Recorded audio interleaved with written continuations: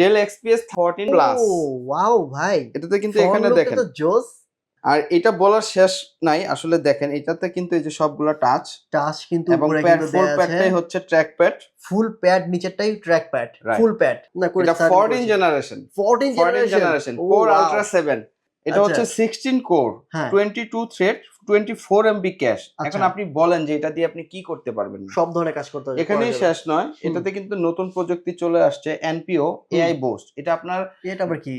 এটা একদম লেটেস্ট, এই 14 জেনারেশনে আসছে হ্যাঁ হ্যাঁ ইন্টেল আর এআই বুস্ট। এটা হ্যাঁ। আপনাকে গ্রাফিক্সকে এআই দিয়ে বুস্ট করবে। ঠিক, এখানেই আচ্ছা, শেষ আচ্ছা। নয়, এটাতে কিন্তু আবার ইন্টেল এআরসি গ্রাফিক্স ইউজ করা হয়েছে। আচ্ছা মানে এটাকে কিন্তু ডেডিকেটেড গ্রাফিক্স বলা হয়। এক ল্যাপটপ দিয়ে ভাই আধা ঘন্টা কথা বলা যাবে। এই জন্যই বলছি যে এটা দিয়ে আসলে অনেক কথা বলা যাবে, কথা বলা শেষ নয়।